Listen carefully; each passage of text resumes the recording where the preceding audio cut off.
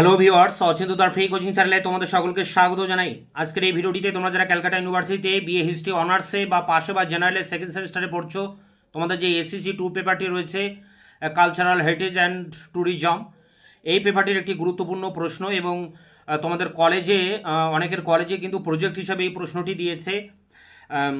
সাংস্কৃতিক ঐতিহ্য কাকে বলে? ভারতের যে সাংস্কৃতিক ঐতিহ্য রয়েছে সেই সাংস্কৃতিক ঐতিহ্যের উপরে বিশ্লেষণ করো তা এবং পাশাপাশি বাংলার একটি সাংস্কৃতিক ও ঐতিহাসিক ঐতিহ্যশালী স্থান নিয়ে আলোচনা করো। অর্থাৎ প্রশ্নটা এইভাবে তোমাদেরকে ইংরেজিতে দেওয়া হয়েছে: analysis the cultural heritage, give a brief ডিসক্রিপশনস on the place of cultural and traditional in Bengal. অর্থাৎ সাংস্কৃতিক ঐতিহ্য বিশ্লেষণ করো, বাংলার একটি সাংস্কৃতিক ও ঐতিহাসিক ঐতিহ্যশালী বা ঐতিহ্যবাহী স্থান আলোচনা করো। তা প্রথমে আমরা এই প্রশ্নটির ভারতের যে সাংস্কৃতিক ঐতিহ্য কাকে বলে সেটা আলোচনা করব এবং শেষ পাঠে যেটা আলোচনা করব যে বাংলার একটি সাংস্কৃতিক ঐতিহ্যশালী স্থান নিয়ে আলোচনা করব। তা প্রথমে ভারতের সাংস্কৃতিক ঐতিহ্য, দেখো উত্তরটি এইভাবে লিখবে: প্রাকৃতিক ঐতিহ্যগুলি কেবলমাত্র বিমূর্তভাবেই প্রতীয়মান হয়, কিন্তু সাংস্কৃতিক ঐতিহ্য একাধিক রূপে প্রকাশিত হয়। একদিকে স্পর্শযোগ্য মূর্ত সাংস্কৃতিক ঐতিহ্য, ট্যাঙ্গিবল কালচারাল হেরিটেজ, এবং অন্যদিকে বিমূর্ত সাংস্কৃতিক ঐতিহ্য, ইনট্যাঙ্গিবল কালচারাল হেরিটেজ, যেগুলি স্পর্শ করা যায় না, কেবল তার চলমান পরম্পরাগত রূপটি প্রদর্শন করা যায়। মূর্ত এবং বিমূর্ত দুই প্রকার সাংস্কৃতিক ঐতিহ্যের মধ্যেও আবার নানা ধরন ও প্রকার রয়েছে। এখানে প্রথমে নানা প্রকারের মূর্ত সাংস্কৃতিক ঐতিহ্যগুলি এবং পরে বিমূর্ত সাংস্কৃতিক ঐতিহ্যগুলিকে সারণীর মধ্য দিয়ে উপস্থাপনা করা যেতে পারে। দেখো প্রথমে রয়েছে মূর্ত সাংস্কৃতিক ঐতিহ্য। মূর্ত সাংস্কৃতিক ঐতিহ্য অর্থাৎ যে ঐতিহ্যগুলোকে চাক্ষুষ করার পাশাপাশি স্পর্শ করেও দেখা যায়, সেগুলিকে মূলত দুটি শ্রেণীতে ভাগ করা যেতে পারে। এক, স্থাবর বা স্থানান্তর অযোগ্য বা স্থানান্তর করা সম্ভব নয় এমন ঐতিহ্য, যেমন কোনো সৌধ বা কোনো ভবন বা কোনো নগর, কোনো প্রত্নস্থলে প্রাপ্ত ধ্বংসাবশেষ, এরূপ বিল্ট হেরিটেজ বা নির্মাণমূলক ঐতিহ্য বা ঐতিহাসিক ও সাংস্কৃতিক বা শৈল্পিক দিক থেকে গুরুত্বপূর্ণ স্থাপত্য। আর দুই, অস্থাবর বা স্থানান্তরযোগ্য ঐতিহ্য, যেগুলিকে ইংরেজিতে অ্যান্টিক্স বলা হয়ে থাকে, অর্থাৎ ঐতিহাসিক বা সাংস্কৃতিক বা শৈল্পিক দিক থেকে গুরুত্বপূর্ণ কোনো পুরাবস্তু, যেমন মুদ্রা, মূর্তি, অলঙ্কার ইত্যাদি। ভারতের নানা প্রকারের স্থাবর বা স্থানান্তর অযোগ্য বিল্ট হেরিটেজ বা নির্মাণমূলক ঐতিহ্য রয়েছে। বিমূর্ত সাংস্কৃতিক ঐতিহ্য, এবারে আসা যাক বিমূর্ত ঐতিহ্যের জগতে। চলমান এই পরম্পরাগুলিকে স্পর্শ করা যায় না, এদেরকে কেবল চাক্ষুষ করা যায়, অনুভব করা যায়। এগুলিকে লিভিং ট্র্যাডিশনস বা লিভিং কালচারাল রূপেও দেখা হয়ে থাকে। বহু জাতিবর্ণের এই দেশে বিমূর্ত সাংস্কৃতিক ঐতিহ্যের সম্ভার বিপুল, বৈচিত্র্য বহুমুখী। দেশ জুড়ে যুগ যুগ ধরে পালিত উৎসব, মেলা বা কোনো সামাজিক আচার ইত্যাদি প্রদর্শন করা যায় এমন শিল্পকলা, যেমন গান, নাচ, মন্ত্রপাঠ ইত্যাদি। বংশ পরম্পরায় চলে আসা হস্তশিল্প, যেমন বস্ত্রবয়ন বা ধাতু, কাঠ বা অন্য কোনো প্রাচীন কারিগরি বা রন্ধনশৈলী। ঐতিহাসিক দিক দিয়ে গুরুত্বপূর্ণ কোনো লোকগাথা বা লোককথা। দেশে চলমান বা পরম্পরাগত ঐতিহ্যের ডালি বিশাল ও নানা রঙে রঙিন। দেখো নিচে কিছু সারণীর মধ্য দিয়ে বিমূর্ত সাংস্কৃতিক ঐতিহ্য সম্পর্কে একটি প্রাথমিক ধারণা দেওয়ার চেষ্টা হলো। তোমরা এইখানে এটা বাদ দেবে, কারণ এটা লিখলে কিন্তু আবার একটা বড় সারণী তোমাদেরকে লিখতে হবে, তাই এই অংশটুকু বাদ। দেখো পরের প্যারা: ভারতে প্রতি মরশুমে নানা কারণে উৎসব পালিত হয়ে থাকে। এর মধ্য থেকে সব থেকে গুরুত্বপূর্ণ হলো ধর্মীয় উৎসব। ভারতে বসবাসকারী সব ধর্মের মানুষই নানা উৎসব পালন করে থাকে। এই উৎসবগুলিতে প্রার্থনা করা হয়, আশীর্বাদ প্রার্থনা করা হয়, নিজেদের জন্য শুভেচ্ছা বিনিময়, খাওয়া দাওয়া, গান বাজনা ইত্যাদির মাধ্যমে পালন করা হয়। যেমন হিন্দুরা হোলি, রামনবমী, দুর্গাপূজা, দশেরা, নবরাত্রি, দিওয়ালি, গণেশ চতুর্থী, পুরম ইত্যাদি উৎসব পালন করেন। মুসলিমগণ মহরম, ঈদ উল ফিতর, ঈদ উজ জোহা, শবে বরাত, শিখরা গুরু পরব ও খ্রিস্টানগণ গুড ফ্রাইডে, ইস্টার, ক্রিসমাস, বৌদ্ধরা বুদ্ধ পূর্ণিমা, জৈনরা মহাবীর জয়ন্তী ইত্যাদি উৎসব পালন করে থাকেন। আবার ধর্মীয় উৎসবের বাইরে ভারতে বহু সাংস্কৃতিক উৎসবও সুদূর অতীত থেকে পালিত হয়ে আসছে। এবার আলোচনা করব বাংলার একটি ঐতিহ্যশালী সাংস্কৃতিক ঐতিহাসিক স্থান, যেমন বিশ্বভারতী শান্তিনিকেতন। দেখো এর অ্যান্সারটি এইভাবে লিখবে: পশ্চিমবঙ্গের বীরভূম জেলার বোলপুরের নিকটে 1861 থেকে 63 সালে মহর্ষি দেবেন্দ্রনাথ ঠাকুর এই জেলার রায়পুর অঞ্চলের জমিদার ভুবনমোহন সিংহের কাছ থেকে ভুবনডাঙ্গায় 20 একর জমি ও 2টি ছাতিম গাছ, বার্ষিক 5 টাকা লিজে চিরকালীন ভিত্তিতে লিজ নেন। এই জমিতে তিনি একটি বাড়ি করে তার নাম দেন শান্তিনিকেতন। কালের যাত্রায় স্থানটির নাম হয়ে ওঠে শান্তিনিকেতন। তবে এখানে শান্তি স্থাপনের জন্য দেবেন্দ্রনাথ ঠাকুরের অনেক কাঠখড় পোড়াতে হয়েছিল, কারণ এই অঞ্চলটি ছিল ডাকাত অধ্যুষিত। অনেক অনুরোধের পর তারা উক্ত অঞ্চলে দেবেন্দ্রনাথ ঠাকুরের ধ্যান ও উপাসনার উদ্দেশ্যে একটি আশ্রম খুলতে দিয়েছিলেন। ইংল্যান্ডে 1851 সালে গ্রেট এক্সিবিশন আয়োজিত হয়েছিল ক্রিস্টাল প্যালেসে, এবং এর অনুকরণের উপরে টালির চাল, মার্বেল পাথরের মেঝে ও কাচের দেওয়ালযুক্ত 60 বাই 30 ফিট আয়তন বিশিষ্ট একটা সভাগৃহ দেবেন্দ্রনাথ ঠাকুর গড়ে তোলেন। টালির চাল, মার্বেল পাথরের মেঝে ও কাচের দেওয়ালযুক্ত 60 বাই 30 ফিট আয়তন বিশিষ্ট একটি সভাগৃহ দেবেন্দ্রনাথ ঠাকুর গড়ে তোলেন। ব্রাহ্ম মতে উপাসনার একটি আশ্রম।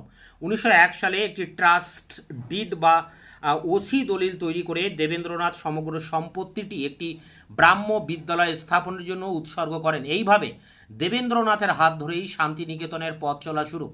তবে তার সঙ্গে তাল মিলিয়ে বোলপুরের গ্রামীণ জনপদ ক্রমে নগর জনপদের রূপ ধারণ করতে থাকে। এক কথায় 19বিংশ শতকের শেষার্ধে প্রতিষ্ঠার সময়কাল থেকেই শান্তিনিকেতনের ওই অঞ্চলের সাংস্কৃতিক ইতিহাসকে প্রভাবিত করতে থাকে।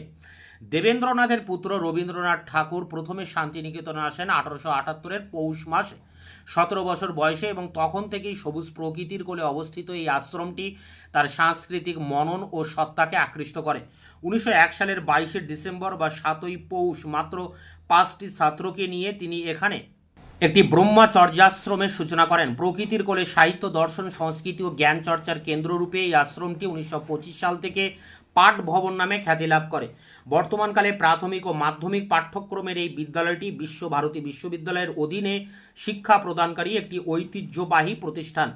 প্যারা করে 1920 থেকে 22 সালে মহাত্মা গান্ধীর নেতৃত্বাধীন অহিংস অসহযোগ ও খিলাফত আন্দোলনের ঐতিহাসিক প্রেক্ষিতে রবীন্দ্রনাথ জাতীয় শিক্ষার ধারাকে প্রসারিত করার লক্ষ্য নিয়ে শান্তিনিকেতনে 1922 খ্রিস্টাব্দে 16ই মে স্থাপন করেন বিশ্বভারতী বিশ্ববিদ্যালয়।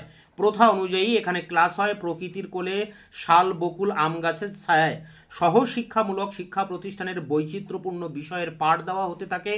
1941 সালে কবিগুরুর মৃত্যুর পরে ভারত সরকার শান্তিনিকেতনের বিশ্বভারতী বিশ্ববিদ্যালয় অধিগ্রহণ করে, এবং 1951 সালের 14ই মে এই বিশ্ববিদ্যালয় কেন্দ্রীয় বিশ্ববিদ্যালয়ের স্বীকৃতি লাভ করে।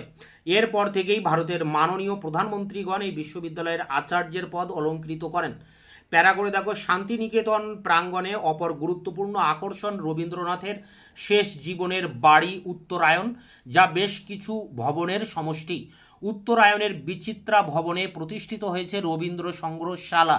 এখানে প্রদর্শিত হয়েছে কবির জীবনের সঙ্গে জড়িত বিবিধ বস্তু, পাণ্ডুলিপি, পুরস্কার পাওয়া পদক, ব্যবহারের চটি, জোব্বা, কলম, অস্টিন গাড়ি ইত্যাদি। এখান থেকেই 1913 সালে কবির নোবেল পুরস্কার স্বরূপ পাওয়া পদকটি চুরি যায়, যা দুর্ভাগ্যবশত এখনও উদ্ধার করা সম্ভব হয়নি। উত্তরায়ণের একাংশে এছাড়াও রয়েছে গবেষণা কেন্দ্র, কবির জীবনের স্মৃতি বিজড়িত উদয়ন, কোণার্ক, শ্যামলী, পুনশ্চ, উদীচী এই 5টি ভবন, স্টুডিও, চিত্রভানু ও কবির নিজের পরিকল্পনায় সজ্জিত গোলাপ ও অন্যান্য ফুলের বাগিচা। কবির বাড়িগুলির মধ্যে শ্যামলী ও পুনশ্চ মাটির তৈরি। এর মধ্যে শ্যামলী নির্মিত হয়েছিল বড়বদুরের স্তূপের আঙ্গিকে। উত্তরায়ণ প্রাঙ্গণের সমগ্র প্রাচীর চিত্রকর নন্দলাল বসুর পরিচালনায় কলা ভবনের শিক্ষার্থী শিল্পীদের দ্বারা অঙ্কিত চিত্র সহযোগে অলঙ্কৃত। শান্তিনিকেতনের চিত্রকলা ও ভাস্কর্য সৃষ্টির সংস্কৃতির পরিচয় বহন করছে কলা ভবন।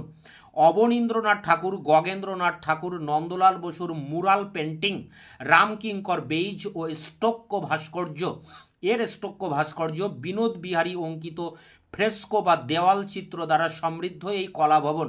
এছাড়াও রয়েছে সুশোভিত হিন্দি ভাষা ও সংস্কৃতির পরিচয় বহনকারী হিন্দি ভবন, প্রাচীন বৌদ্ধ জৈন পুঁথির সংগ্রহশালা, চীনা ভবন, সঙ্গীত ভবন, পাঠাগার ইত্যাদি।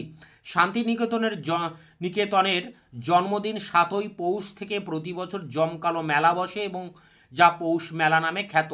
এছাড়াও 1925 সাল থেকে সূচিত দোল উপলক্ষে বসন্ত উৎসব অত্যন্ত জাঁকজমকের সাথে পালিত হয়। নাচ গানের বর্ণাঢ্য শোভাযাত্রায় বসন্ত মুখরিত হয়ে ওঠে। সব মিলিয়ে পশ্চিমবঙ্গ তথা ভারতের পর্যটন মানচিত্রে শান্তিনিকেতনের মাহাত্ম্য অনস্বীকার্য। বৌদ্ধিক তথা শৈল্পিক বাঙালি মননের গর্ব শান্তিনিকেতন 1923 সালে ইউনেস্কো কর্তৃক ওয়ার্ল্ড হেরিটেজ সাইটের মর্যাদা লাভ করেছে। ইউনেস্কো কনভেনশনের নথিতে এই সাংস্কৃতিক পীঠস্থানের তাৎপর্য বিশ্লেষণ করে লেখা হয়েছে। দেখো লেখাটাকে এখানে অনেকটা লেখা আছে ইংরেজিতে, তোমরা যেহেতু প্রজেক্টে লিখবে তাই এটা তোমরা দেখে দেখে লিখে দেবে।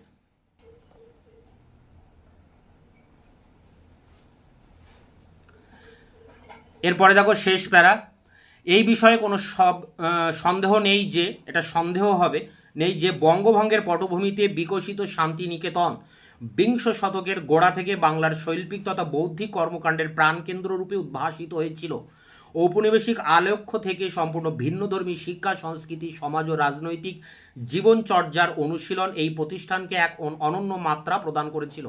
বিশ্বভারতীর প্রকল্পের মূল ভাবনায় এক সূত্রে গ্রথিত ছিল বিশ্ব ও ভারত। দার্শনিক কবির ভাবনাতে ছিল সমগ্র বিশ্বের আধার হয়ে উঠবে এই প্রতিষ্ঠান। 1916 সালে সুদূর লস অ্যাঞ্জেলসের থেকে লেখা চিঠিতে পুত্র রবীন্দ্রনাথকে তিনি স্মরণ করিয়ে দিয়ে বলেন, শান্তিনিকেতন বিদ্যালয়কে বিশ্বের সঙ্গে ভারতের যোগের সূত্র করে তুলতে হবে। স্বজাতিক সংকীর্ণতার জগৎ শেষ হয়ে আসছে। ভবিষ্যতের জন্য যে বিশ্ব জাতিক মহামিলন যজ্ঞের প্রতিষ্ঠা হচ্ছে তার প্রথম আয়োজন এই বোলপুরের প্রান্তরেই হবে। ইউনেস্কোর স্বীকৃতিতে শান্তিনিকেতন তার যথার্থ সম্মান পেয়েছে। এই সম্মানকে ধরে রাখার দায়িত্ব সকল ভারতবাসীর। পরিতাপের বিষয়, নানা অনভিপ্রেত আচরণের অভিঘাতে সেই দায়িত্ব সঠিকভাবে পালিত হচ্ছে না। তো এই ছিল সাংস্কৃতিক ঐতিহ্য কাকে বলে এবং বাংলার একটি ঐতিহ্যশালী সাংস্কৃতিক স্থানের উপরে যে আলোচনা সেটি তোমাদের সামনে করলাম। তোমরা এটি সংগ্রহ করে কলেজের প্রজেক্টের জন্য রেডি করো বা তোমরা এটা পরীক্ষার জন্য প্রস্তুতি নিতে পারো। এবং তোমাদের এই পেপারটির অনেক প্রশ্নের উত্তর ইতিমধ্যে আমার চ্যানেলে আপলোড করে দিয়েছি, তার লিঙ্ক দেওয়া থাকবে ভিডিও ডেসক্রিপশন বক্সে। এছাড়া দুই একটি প্রশ্ন উত্তর এখনো বাকি আছে, যেগুলির উত্তর খুব দ্রুত আমি তোমাদের সামনে এনে হাজির করবো। ততক্ষণে তোমরা চ্যানেলকে সাবস্ক্রাইব করে রাখবে, বন্ধুদের কাছে শেয়ার করবে, নিজেদের মতামত জানাবে কমেন্ট সেকশনে এবং ভিডিওটি ভালো লাগলে অবশ্যই একটা লাইক দেবে।